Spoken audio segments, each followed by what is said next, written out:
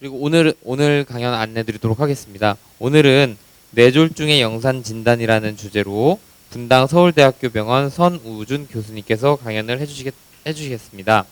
선우준 교수님께서는 서울대학교 의학과 학사, 석사, 박사를 졸업하시고 현재는 분당 서울대학교 병원 영상의학과 부교수로 재직 중이십니다. 주요 연구로는 자기 공명 영상 기법을 이용한 뇌전이암 컴퓨터 보조 진단 시스템 개발, 딥러닝의 신경 영상 의학에 대한 포괄적 역할 탐색이 있습니다. 선우준 교수님을 큰 박수로 맞이해 주시면 감사하겠습니다. 예, 안녕하세요, 여러분. 네, 저는 분당 서울대학교 병원 영상의학과의 선우준이라고 합니다. 저는 그러니까 의사이고요.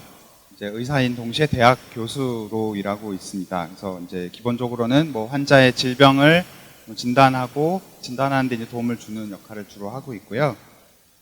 그와 함께 이제 뭐 앞서 이제 소개해 주셨지만 이제 교수다 보니까 예, 연구도 하고 있고 거기 여러분 가지고 계신 자료에 잠깐 나와 있지만 뭐 주로 이제 요새 화두가 되고 있는 인공지능을 이제 영상에 응용해서 질병을 좀 더 잘 진단한다든지 아니면은 뭐 영상의 화질을 좀 더 좋게 한다든지 이런 것들을 어떻게 접목시킬 수 있을지를 활용하고 있습니다.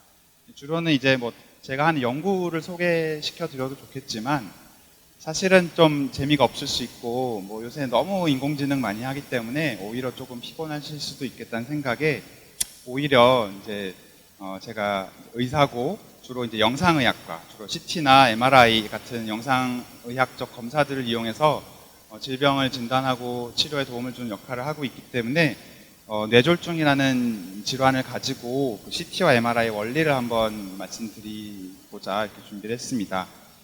강의를 시작하기 전에 청중들의 지금 나이를 한번 확인해 보고 싶은데요. 자, 초등학생,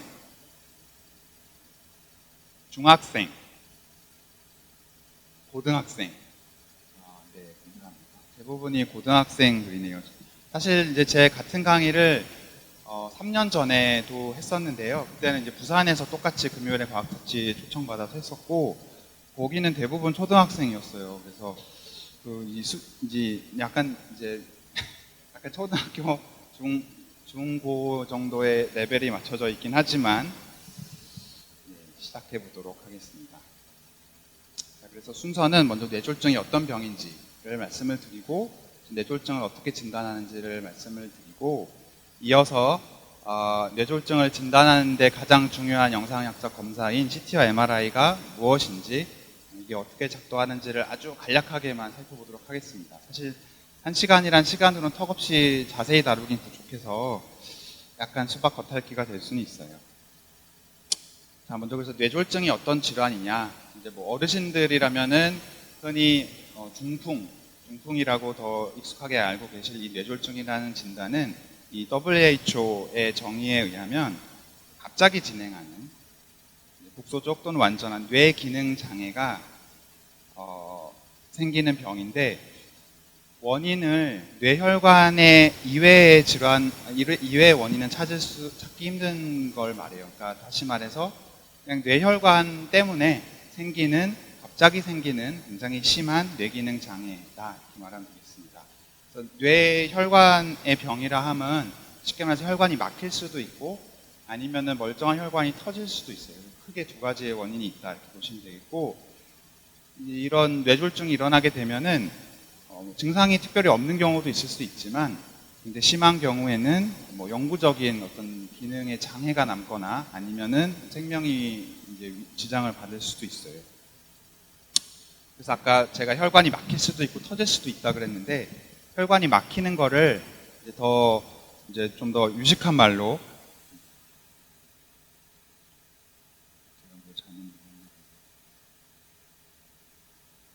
혹시 어떻게 죄송합니다.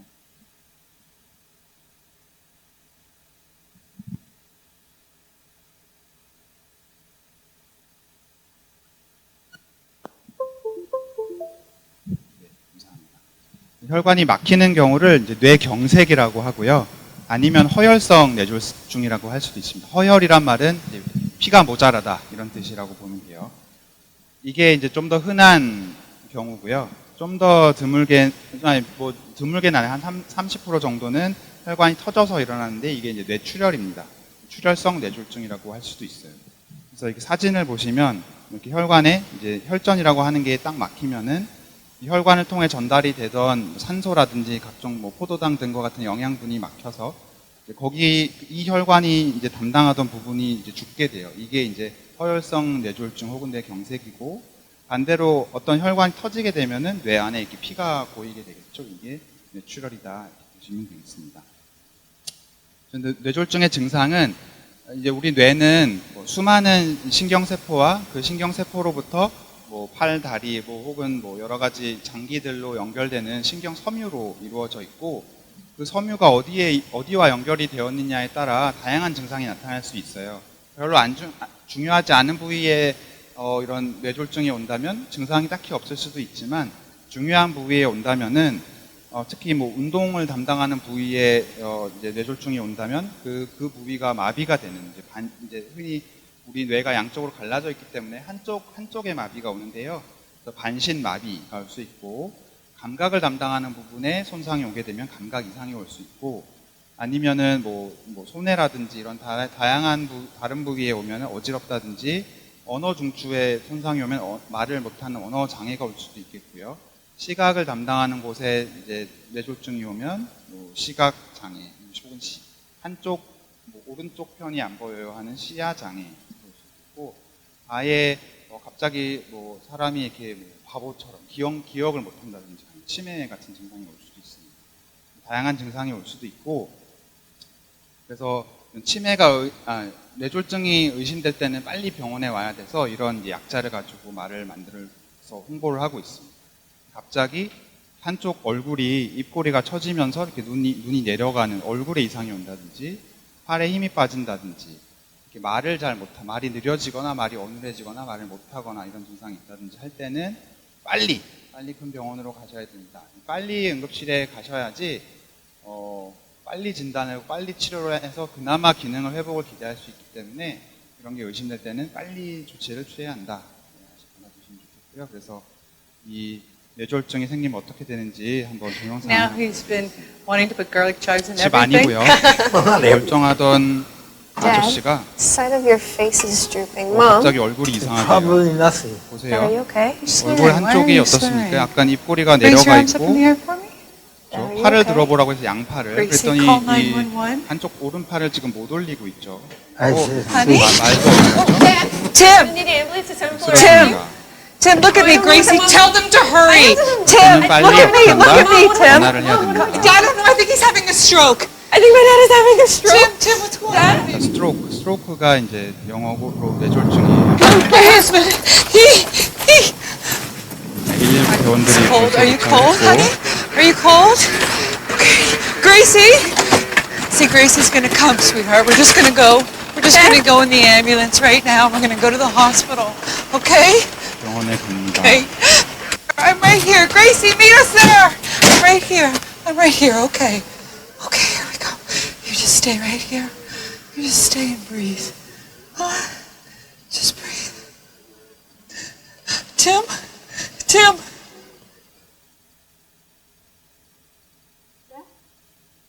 Dad? How you feeling? 거의 증상이 생기자마자 전화를 했죠, 119를. Well, you've had a 빨리 아마 stroke. 치료를 했을 거예요. But because you got here quickly, you're looking at a full 그러니까 완전히 recovery. 회복이 됐어요. 그래서 빨리 응급실에 가야 됩니다. 뇌졸중을 진단할 때는 이런 병력 청취, 이 증상이 언제부터 시작이 됐는지, 그다음에 이 사람이 뇌졸중이 생길 어떤 위험인자, 뭐 고혈압, 당뇨, 뭐 고지혈증, 아니면 심장에 어떤 뭐 질환이 있다든지, 뭐 비만이 있다든지, 아니면 담배를 핀다든지 이런 다양한 위험인자들이 있는지를 알아야 되겠고, 그 다음에는 어느 쪽이 힘이 빠지는지, 힘이 빠진다면 얼마나 심하게 빠지는지, 이런 등등의 여러 가지 검진이 필요합니다. 이런 병력 청취와 검진은 거의 동시에 이제 응급실에서 이제 신경과 전문의에 의해서 일어나게 될 거고, 거의 아주 짧은 검진 뒤에는 재빨리 영상의학적 검사를 해야 됩니다. 영상의학적 검사는 먼저 아까 더 흔한 거는 혈관이 막혀서 생기는 허혈성 뇌경색이라고 말씀을 드렸지만 더 적은 뇌출혈의 경우가 먼저 배제가 돼야 돼요. 이 사람이 출혈이 있는지 없는지를 먼저 확인한 뒤에 혈관이 막힌 것을 확인하고 혈전을 녹이는 혈전 용해제라든지 아니면은 경우에 따라서는 아주 급성이라면은 이제 혈관 안으로 카테터라는 긴 관을 넣어서 막힌 혈관 직접 뚫어주는 이런 이제 혈관 재개통 시술 같은 거를 할 수 있습니다. 그래서 먼저 뒤에서 살펴볼 CT를 찍어서 출혈이 있는지 없는지를 배제를 하고, 여기 하얗게 보이는 게 이따 보시겠지만 출혈이거든요. 출혈이 아니라면 MRI를 찍을 수도 있고 아니면은 뭐 혈관을 보는 CT를 다시 찍을 수도 있어요. 이거는 이제 MRI의 예인데, MRI에서 이렇게 뇌경색이 보이면은 이제 그에 따른 치료를 시작하게 됩니다. 이렇게 이런 순서로 진단이 이루어지게 된다. 이걸 알아두시면 되겠습니다. 이제부터는 CT와 MRI의 원리를 살펴볼 건데요. CT를 먼저 살펴보려면 CT의 그 찍는 원리가 되는 X선이 뭔지를 먼저 살펴봐야 할 것 같습니다. 저는 이제 뭐 물리를 전공한 사람은 아니어서 뭐 X선의 아주 자세한 물리학적 원리를 뭐 설명할 그런 사람은 아니고요. 하지만 간략히 볼게요. X선은 전자기파의 일종입니다. 전자기파는 어떤 뭐 파동과 입자의 성질을 둘 다 같이 가지는 그런 이제 파가 되겠는데, 그런 가시광선, 쉽게 말해서 가시광선이 대표적인 전자기파죠. 그 외에도 적외선, 자외선, 그다음에 전자레인지에 이용되는 마이크로웨이브, 또는 라디오에 이용되는 라디오파, 그리고 이쪽으로 갈수록 에너지가 낮은 쪽이라 한다면은 가시광선에서부터 더 에너지가 높은 쪽으로 가면은 이제 자외선, 자외선보다 더 에너지가 높은, 그러니까 즉 더 파장이 짧은 쪽으로 가면 이제 엑스레이, 감마선, 그리고 우주선들이 나오게 됩니다. 이 엑스레이에서부터 뭐 감마선 이런 쪽을 이제 다른 말로는 이제 전리 방사선이라고도 하는데요. 전리 방사선은 쉽게 말해서 어떤 굉장히 에너지가 높아서 어떤 물체를 통과할 때 그 물체를 이렇게 뭐 분자를 변형시킬 수 있는, 이온 같은 걸로 변형시킬 수 있는 그런 고에너지의 선을 말하게 됩니다. 우리가 의학적으로 사용하는 것은 이 감마선도 어떤 치료 목적으로 쓸 수도 있지만 진단 목적에는 주로 이 X선을 이용하게 됩니다. 이 X선은 1895년에 이 렌트겐이라는 사람이 발견했고, 그 공로로 1901년에 노벨 물리학상을 수상하게 됐습니다. 그 당시에 불이 깜깜하게 꺼진 방 안에서 음극선관을 가지고 실험을 하고 있다가 우연히 음극선관을 이렇게 다 쌓아놨었는데 우연히 방에 한 1m 이상 떨어진 물체가 갑자기 빛나는 걸 발견했어요. 그 물체는 이 백금 시아나 바륨이라는 게 칠해져 있는 이런 까만 물체였다고 하는데, 그래서 이상하다, 여기서 왜 빛이 나지? 이상해서 음극선관에서 쪽에다가 뭐 여러 가지 물체를 놔둬봤어요. 책도 놔보고 쇠판도 놔보고 했어요. 그랬더니 굉장히 두꺼운 책 같은 건 다 통과를 하고 여전히 거기에 물체에 빛이 나는데, 금속 같은 물체는 통과를 못하는 거예요. 판때기. 그래서 이상하다. 그러니까 어떤 건 통과하고 어떤 건 통과하지 못하는데 분명히 직진하는, 일직선으로 나가는 성질은 있으니까 선이긴 한가 보다. 그래서 정체 모를 어떤 선이라는 뜻으로 X선이라고 이름을 붙이고, 이 발견한 게 한 11월이었다고 하는데 1895년 얼마 뒤에 12월쯤에 자기 부인을 데려다가 손을 한번 대봐라, 이제 감광할 수 있는 이제 판을 놔둬놓고, 쉽게 말해 사진을 찍겠다고 한 거죠. 그래서 사진을 찍게 된 것이 인류 최초의 X선 사진이 되겠습니다. 이렇게 하면 이제 손에 있는 뼈들이 다 보이고, 아마 이제 반지를 끼고 있었던 모양인데 그 반지가 통과가 안 돼서 보였습니다. 그래서 이때가 이제 인류 최초로 어떤 사진을 이제 투과할 수 있는 사진을 이제 이용하게 된 거고요. 그리고 뼈가 부러진 골절을 진단한다든지, 몸속에 뭐 어떤 금속을 삼켰을 때 그게 어디에 있는지 이런 걸 본다든지 하는 여러 가지 획기적인 의학의 발전이 일어나게 됐습니다.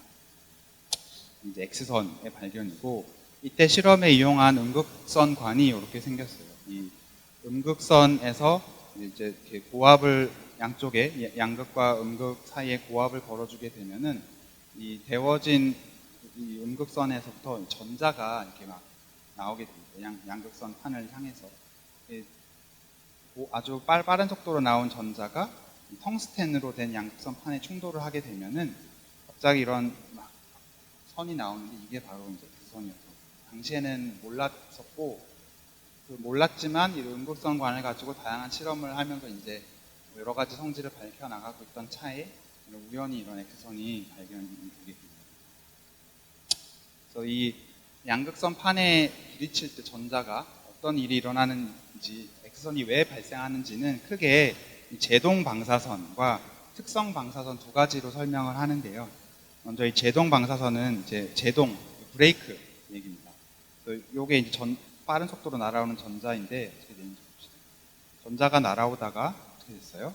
이 핵을 지나갈 때 핵에 의해서 갑자기 방향이 어디 부딪힌 게 아닙니다. 확 꺾이게 돼요. 이게 워낙에 핵이 끌어당기게 되니까 방향이 바뀌게 되는데 방향이 바뀌면서 이 원래 갖고 있던 고어 에너지를 약간 잃게 됩니다.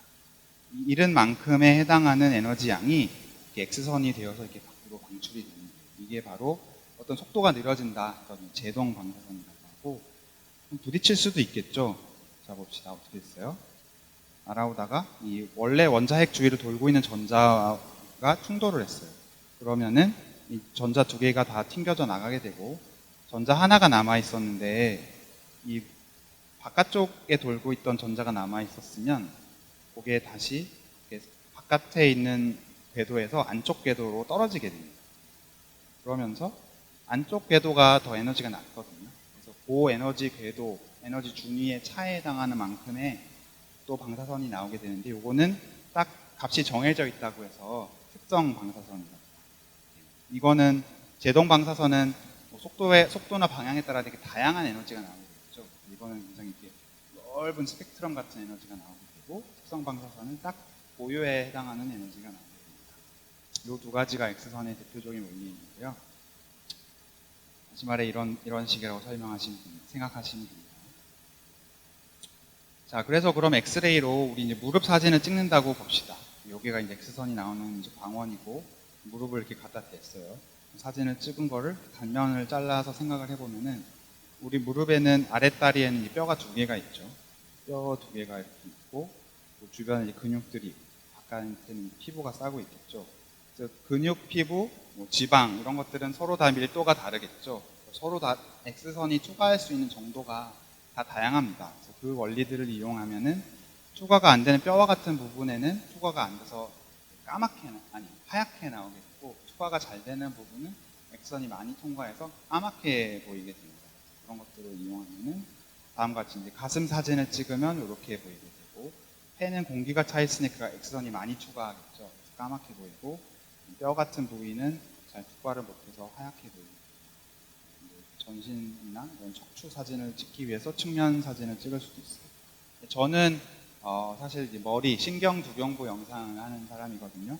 저는 이제 이런 부위는 사실 관심 없고 이제 머리를 찍으려고 하는데 머리 X선을 찍으면 이렇게 나옵니다. 두개골이죠. 자, 이걸 보고 머리 안에 출혈이 있는지 없는지 알 수 있어요? 없겠죠. 이걸 보고 뭐 잘 보면은 다쳤을 때 머리에 뭐 금이 갔는지 뼈가 부러졌는지는 알 수 있을 수도 있겠지만 그것도 이제 아주 칠금이 가면 안 보이는데 출혈이 있는지 혹은 뭐 뇌 경색이 있는지 이런 것들은 알기 어려울 거예요. 그래서 이 X선 영상만 가지고는 이제 단순 촬영 영상만 가지고는 우리가 지금 살펴보려고 하는 뇌졸중은 진단이 어렵습니다. 자, 그러면 어떻게 해야 할까요? 이것보다는 이 안을 좀 더 잘 볼 수 있는 이게 머리는 뼈 때문에 X선이 어차피 잘 통과가 안 되다 보니까 이 안을 들여다볼 수 있는 뭔가 다른 게 필요해요. 그래서 고안이 된 것은 바로 이 CT입니다. 우선 X선을 가지고 하는 걸로 보면 CT는 이제 컴퓨티드 토모그래피, 그러니까 전산화 단층 촬영입니다. 그러니까 단층 촬영은 결국 이렇게 한 단면 이렇게 단층으로 나눠서 본다는 거예요. 그래서 어떻게 할 수 있는가? 컴퓨터의 도움을 받으면 할 수 있다. 그래서 X선은 아까 렌트겐 선생님이 발견을 했지만 아주 한참 더 거의 뭐 100년에 가까운 시기가 지나서 비로소 이 CT가 의학에 이용이 되게 되고 두 명의 그 CT를 개발하는데 공을 세운 두 명의 공로를 기리고자 1979년에 노벨 생리의학상을 받게 됩니다. 이 앨런 매클러드 코맥이라는 사람은 이제 어떻게 하면 그 CT를 가지고 그러니까 X선을 가지고 이런 단면을 얻을 수 있을지 그 수학적 원리를 개발했고 또 되게 대단해 보이죠. 그래서 그 CT에서 어떤 그 영상에서 어떤 물질의 값을 측정하는 단위가 이 사람 때문에 하운스필드 유닛으로 이름이 붙여졌을 정도로 이분이 세운 그 공로는 어마무지하다고 볼 수 있습니다. 그럼 CT가 어떻게 작동을 하느냐?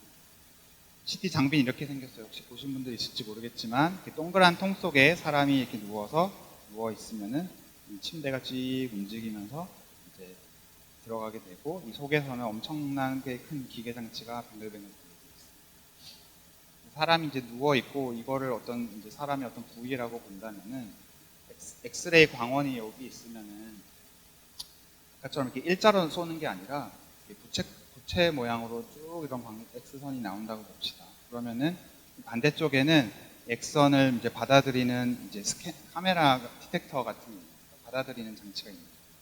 그러면은 이 부분은 아무것도 통과 안 했으니까 이렇게 오고 여기는 뭐가 많이 통과해서 이제 약해진 게 온다고 생각할 수 있겠죠. 그렇게 해서 한번 찍었어요. 자, 그 다음에 이게 이제 옆으로 이동을 합니다. 그럼 여기서 또 쏴요. 그러면 이렇게 통과해서 이 부분에 이제 그 디텍터가 있습니다. 받아들이는 장치가 있습니다. 그러면은 그러니까 요 점은 그러니까 여기에 있는 요 점과 이제 돌아가서 나오는 이 점들을 각각 다 이제 비교를 하는 겁니다. 계산을 하는 겁니다. 이렇게 해서 한 바퀴 다 돌고 나게 되면은 모든 방향에서 선이 나왔을 때 얼마나 X선이 초과가 되고 얼마가 남아있는지 얼마가 줄어들어 있는지 다 계산할 수 있겠죠. 이제 한 바퀴 다 돌고 나면은 모든 단면에 대한 정보가 있어요. 근데 사람 보고 이걸 그래서 그려봐 하면 할 수 있을까요? 못하겠죠. 컴퓨터의 도움이 반드시 필요합니다. 이 계산이 워낙 복잡한 게 문제여서 이게 사실 기계로 만드는 데가 엄청 어려웠다고 해요. 원리보다도. 그래서 사람이 이렇게 들어가고 카메라는 계속 돌고 있다. 이렇게 보시면 되겠습니다. 이게 이 침대가 가만히 서 있다면은 정확하게 원이 되겠지만 침대가 일정한 속도로 계속 움직이고 있다고 치면은 실제 원이 아니라 이렇게 꽈배기 같은 이런 나선형의 모양이 있죠. 수학적으로는 훨씬 더 복잡해져요. 어쨌든 그런 거를 오늘날의 기계들은 다 계산할 수 있다. 컴퓨터가 도와줬기 때문에. 그래서 점점 더 이게 빨리 돌아도 되고 침대도 더 빨리 움직여도 되고 점점 더 좋은 영상이 나오고 그렇기 때문에 실제로 엑스레이에 노출되는 시간은 줄어들어서 방사선, 이제 X선에 노출되는 그 양은 오히려 더 줄어들면서도 더 작은 X선 양만으로도 더 좋은 화질의 영상을 얻게 되는 쪽으로 기술이 발전하고 있습니다. 자, 그럼 정상 두부 CT의 영상을 하나 보여드릴게요. 이게 이제 목뼈예요. 제일 아래쪽 단면이고 점점 이제 위쪽으로 올라가면서 영상을 보여드리겠습니다. 자, 여기 뒤에 나오는 게 이제 작은 뇌, 소뇌고요. 여기가 이제 눈이고 앞쪽에 코가 있습니다. 올라가면 이제 대뇌가 이렇게 나오게 되고 물이 차 있는 뇌실과 같은 공간들도 있습니다. 이게 이제 우리 정상 뇌의 모습이고요. 아까도 잠깐 보여드렸지만 만약에 출혈이 생기면 급성기 출혈은 CT에서 하얗게 보입니다. 그래서 이와 같이 하얗게 보이는 게 갑자기 이제 뇌 덩어리가 진 걸 보면은 이 사람은 뇌에 출혈이 생겼구나 하는 걸 알 수 있습니다. 자, 이것이 CT이다. 자, 그러면은 이제 MRI로 넘어가 보도록 하겠습니다. MRI는 마그네틱 레조넌스 이미징의 약자로 MRI고요. 우리말로는 자기공명 영상입니다. 말이 무슨 말인지 잘 모르겠죠. 마그네틱, 자석, 그건 알겠죠. 레조넌스, 그게 공명, 뭐 이렇게 같이 떨린다, 이런 걸 공명이라고. 근데 그게 영상이랑 무슨 상관이 있을까? 그래서 이 핵자기 공명이라는 걸 먼저 사람들이 발견했었고, 실제 의학의 이 MRI를 이용하는 건 훨씬 더 나중에 이르러서야 가능해졌는데요. 일단 1952년에 이 핵자기 공명 현상을 발견한 공로를 인정받아서 이렇게 두 명의 과학자가 노벨 물리학상을 받습니다. 이 핵자기 공명은 결국에는 어떤 자기장 속에서는 핵이 그 고유의 이렇게 공명 주파수를 갖는다라는 건데요. 그렇게 말하기 어렵겠지만 어쨌든 어떤 특정한 자기장 속에서는 원자핵이 특정한 에너지에 반응을 해서야 어떤 이렇게 흥분 상태로 올라간다 생각하시면 되겠고, 이것들을 이용해서 당시에는 어떤 물질이 어떤 걸로 이루어져 있는지 그 구조를 밝히는 데 많이 활용이 됐었어요. 이걸 이용해서 다양한 물질들이 무슨 물질인지를 실제로 알 수 있었습니다. 공명 현상이 뭔지를 아주 간단한 예를 들어 설명을 드리면, 소리굽새를 하나를 치면은 다른 하나가 공명을 하거든요. 뭐 옛날에 그걸 가지고 놀아보신 분이 있을지 모르겠지만 나머지 두 개의 동일한 소리굽새가 있습니다. 하나를 쳐볼게요. 띵 소리가 나고, 손을 대서 그걸 멈추게 한 다음에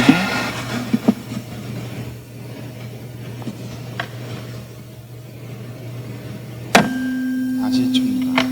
두 개가 서로 동일하기 때문에 서로 공명 현상이 일어나게 돼요. 그래서 하나를 먼저 쳤던 걸 멈춘 뒤에 다른 거를 건드리고, 소리가 공명이 여기는 건드리지도 않는데 소리가 난다는 거는 이 에너지가 이 다른 소리로부터 전달이 되는 거죠. 그게 바로 공명 현상입니다. 자, 그런데 서로 다른 소리굽새로 만들면 이렇게 뭔가 뭘 하나 끼워가지고 공명이 생기는 이 피치를 바꾸는 겁니다. 그러면은 먼저 때린 거를 멈추고 갖다 대도 소리가 나지 않아요. 이게 공명이라는 거는 고유한 성질이어서 그거랑 똑같은 조건이 되지 않으면 일어나지 않습니다. 두 개를 서로 다른 걸 이제 피치가 다른 소리곱새를 때리면 서로 다른 소리가 나죠. 이렇게 서로 다른 성질 때문에 서로 다른 소리가 나는 걸 알 수 있어요. 공명은 서로 완벽하게 조건이 일치해야지만 일어나는 현상이다. 우리 쉽게 이제 그네를 밀어준다고 했을 때, 그네를 밀면 이제 나가죠. 처음에 이제 아버지가 애를 그네를 밀어줄 때 일정하게 계속 밀면은 처음에는 그네가 살살 움직이다가 점점 세게 움직이면서 얘가 이제 굉장히 신나합니다. 그런데 처음에 밀어준 힘과 갑자기 다른 힘을나 다른 박자로 밀면은 그네가 분명 밀어는 줬지만 그네가 더 잘 움직이다 말고 엉뚱하게 막 하다가 잘 안 나가요. 그 현상이 결국 공명이랑 비슷한 거예요. 혹은 이 성악가가 노래를 부를 때 컵이 같이 떨리는 현상이 있는데, 그때도 어떤 특정한 주파수가 됐을 때만 컵이 떨립니다. 그건 다 공명 현상이고, 마찬가지로 또 원자에 대해서도 어떤 특정 공명에 해당하는 에너지를 주면은 전자가 씩 올라가는 이런 흥분이 되지만, 그것과 상관없는 거를 줬을 때는 아무 일도 일어나지 않습니다. 그런 것들이 공명이고, 이런 것들을 이제 의학에 어떻게 이용할지를 이제 고안해서 한 사람들이 또 2003년에 노벨 생리의학상을 받게 됩니다. 이분들은 어떻게 하면은 이 우리 몸에 있는 물 분자에 있는 수소 원자들을 이용해서 이 자기 공명 현상을 이용해서 영상을 만들어낼지를 고안해내고 응용을 하신 분들이에요. 자, 그래서 우리 몸에 제일 많은 분자가 물이라 할 수 있겠고, 물은 어떻게 생겼어요? 이렇게 생겼죠. 수소 원자 2개, 산소 하나가 이렇게 달려 있습니다. 요 물 분자에 있는 요 수소 원자를 가지고 영상을 이용하는 거예요. 왜냐면 물이 제일 많으니까. 생각하시면 돼요. 사람이 누워 있고, 자기 공명 영상 장치 아주 거대한 자석이거든요.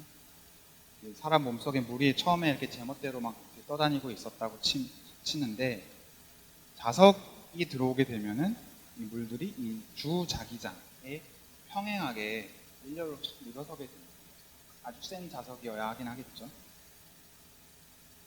그래서 이제 이 사람이 들어있는 이 전자석을 이렇게 N극, S극이라고 하고 하면은 사람 몸속에 있는 물들이 이렇게 쭉 이렇게 일렬로 늘어서게 됩니다. 그래서 이 외부 자기장은 아주 센 자석이고 요 각각의 수소 원자들도 작은 자석처럼 행동을 하기 시작해요. 근데 이 엄청나게 센 자기장에 비하면 굉장히 미미합니다. 그거에다가 방향이 같죠. 그래서 이게 뭐 만약에 100만이다. 요 각각 1이다. 100만 5와 100만 4 구분이 안 되겠죠. 측정이 거의 불가능합니다. 그래서 이거에다가 고주파 에너지를 때릴 거예요. 근데 그냥 때린다고 무조건 되는 게 아니라 이 자기장에 해당하는 동명 주파수에 해당하는 에너지를 딱 알맞게 줘야지만 그 수소들이 이제 흥분 상태가 됩니다. 그거를 이제 저희가 다 근데 알고 있거든요. 어느 세기의 자기장에서는 얼마의 에너지를 주면은 얘네가 완전히 반응을 한다는 건 미리 다 알고 있기 때문에 뭐 잘 알고 있는 에너지를 딱 때려주면은 얘네가 이렇게 눕게 됩니다. 이게 이제 얘네 흥분 상태예요. 자기장에 평행하게 있는 것이 안정 상태, 뭐 이렇게 눕는 것이 흥분 상태. 가만 냅두면은 다시 안정 상태로 돌아갈 거예요. 이 상태에서는 미미하지만 이게 100만이고 이제 이쪽은 이제 5만 있는 거예요. 0과 5는 그래도 많이 차이가 나죠. 100만 대 100만 5는 구분을 못 해내지만 0에서 5로 간 거는 측정을 할 수 있어요. 요걸 가지고 이제 신호를 요 방향의 신호를 얻을 수 있어요. 이게 이제 바로 우리 몸에서 신호를 얻어내는, 그래서 우리 몸의 수소 원자의 상태가 어떤지를 다 알아낼 수 있습니다. 이걸 가지고 영상을 얻는 거예요.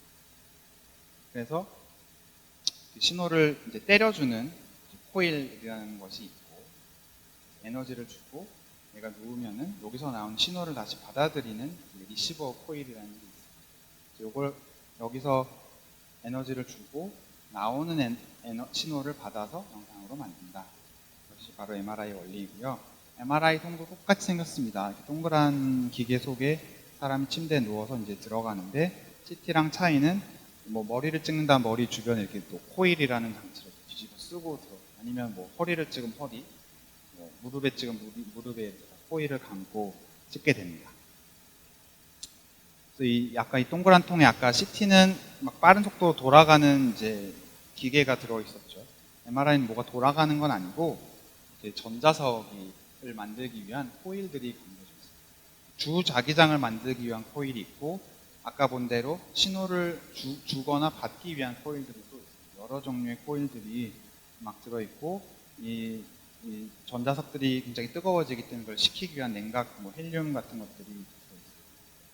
실제 사진을 찍어보면 이렇게 되지. 이 까만 게 이제 다 코일이고 이런 다양한 그 외에 다른 여러 가지 코일들이 담겨져 있어요. MRI 영상을 찍으면 이렇게 나옵니다. 한 가지가 CT는 한 가지 영상만 나오는데 MRI는 이렇게 여러 가지 나오고 이 각도도 이렇게 세워서 찍을 수도 있고 다양한 게 가능해요. 여기서는 이제 안에 있는 뇌척수액이 아까 보여드린 이렇게 하얗게 보이는 영상이고 까맣게 보이는 영상, 여러 가지 서로 다른 대조도를 가지는 영상을 만들어낼 수 있고 조직마다 서로 대조도가 다 다른 것들을 이용해서 이 부분은 무슨 병이구나 하는 것들을 저희 같은 영상의학 의사들이 진단할 수 있어요. CT에 비해서 훨씬 더 이런 뼈 같은 거 말고 부드러운 이런 연 조직의 대조도는 CT에 비해서 MRI가 훨씬 좋다. 뼈 같은 경우에는 엑스레이가 실제 통과하면서 굉장히 밀도가 높은 물질들, 뼈의 질환 같은 거 볼 때는 엑스레이 혹은 CT 검사가 좋다 이렇게 이해하시면 되겠고, 이 MRI를 이용하면은 혈관들을 골라서 영상을 만들 수도 있어요. 이게 이제 머리 속에 있는 혈관의 모양입니다. 정상 사진이고요. 이제 거의 다 끝났는데 증례를 하나 보여드리겠습니다. 우리가 이제 CT와 이 MRI를 이용해서 뇌졸중을 어떻게 진단하는가가 우리의 이제 강의 목표잖아요. 그래서 남자 72세 할아버지께서 2시간 전부터 갑자기 시작돼요. 아까 뇌졸중은 갑자기 시작되는 뇌기능 장애라고 했죠. 갑자기 시작된 왼쪽의 마비 증상을 가지고 응급실에 왔어요.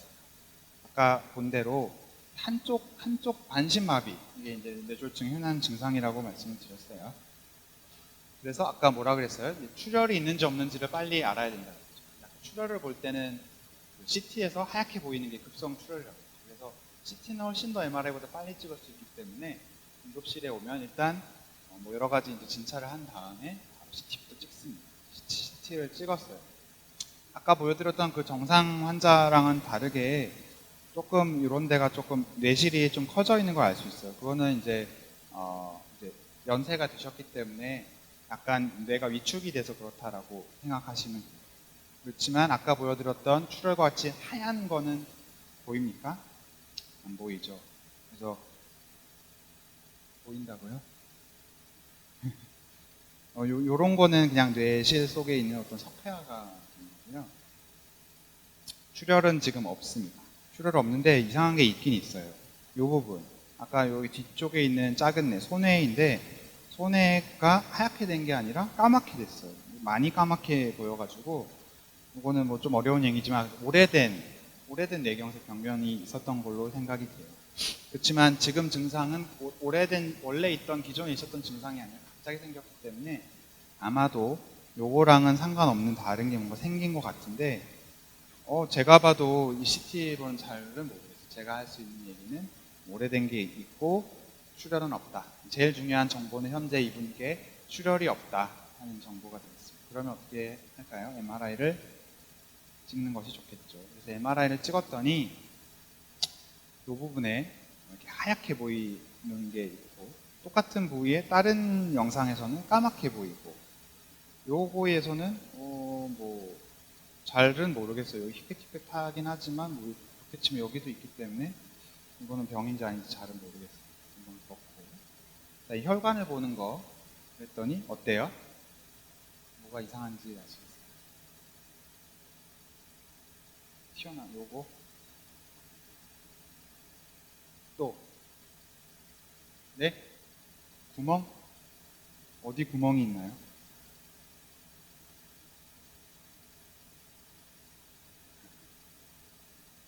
자, 뭔가 이렇게 좌우가 비대칭인 게 느껴지시나요? 혈관이. 이 하얗게 보이는 것들이 혈관이 이렇게 특정 각도로 한 거라 이게 뭐 잘 상상이 안 되실 수도 있겠지만 혈관이 가는 것들이 다 이렇게 피가 들어오는 경로들인데 이 부분이 어때요? 이 부분에 비해서 그렇죠. 거의 잘 없죠. 이거는 말고 이거는 아니고 혈관이 여기 오다가 막힌 거예요. 여기서 탁 끊어졌죠. 또 어둡지만 그래서 이쪽 부분에 지금 혈관이 막혔어요. 막혀가지고 이 부분이 지금 쉽게 말해서 뇌 세포가 죽은 겁니다. 요 두 개 쌍으로 보여드리는 요 이미지는 확산 강조 영상이라고 하는 이제 MRI 한 기법이고요. 말이 이제 확산 강조. 확산이 잘 되는지 안 되는지를 잘 보이도록 만든 영상이에요. 우리 이제 혈관이 막혀서 뇌에 산소나 포도당 같은 이제 영양소가 공급이 되지 않으면 뇌세포는 굉장히 산소와 에너지를 많이 쓰는 장기라서 잠깐만 막혀도 바로 죽습니다. 굉장히 까다롭죠. 그래서 세포가 죽게 되면은 세포가 이렇게 붓게 돼요. 세포가 부으면은 세포와 세포 사이에 있는 공간들이 좁아지게 되겠죠. 원래는 물과 같은 분자들이 이제 그런 세포와 세포 사이 공간을 자유롭게 확산을 해야 되는데 세포가 죽어서 부으면서 세포와 세포 사이 공간이 좁아지는 바람에 확산이 잘 안 돼서 확산이 잘 안 되는 부분은 하얗게 보이게 만들었고 이 영상은 확산이 잘 안 되는 부분을 까맣게 보이게 만들었어요. 그렇게 하면은 이 부분이 확산이 안 되는 부분이구나를 확실히 알 수 있겠죠. 그 말은 다시 말해서 이분이 지금 이 부분이 뇌경색이 왔구나, 허혈성 뇌경색이 왔구나 하는 거를 알 수 있겠고, 그걸 뒷받침하는 증거로 이렇게 혈관 영상을 얻었더니 자기 공명 혈관 조영술을 했더니 혈관이 막힌 거를 확인할 수 있었어요. 그럼 이분은 이제 허혈성 뇌경색으로 확진할 수 있게 됩니다. 자, 그래서 제가 말씀드릴 내용은 여기까지고 아까 살펴본 대로 페이스, 얼굴 한쪽이 입꼬리가 내려가거나 뭐 이렇게 잘 못 움직이십니까? 양쪽 팔을 올릴 수 있습니까? 반대로 못 올리면 한쪽 팔이 힘이 빠진 거겠죠. 말을 하는 게 부자연스러우십니까? 이 세 가지를 질문을 하고 잘 안 된다 하면은 뇌졸중을 의심해서 빨리 119에 전화를 하셔야 되겠습니다. 그래서 마지막으로 CT는 X선을 이용한다.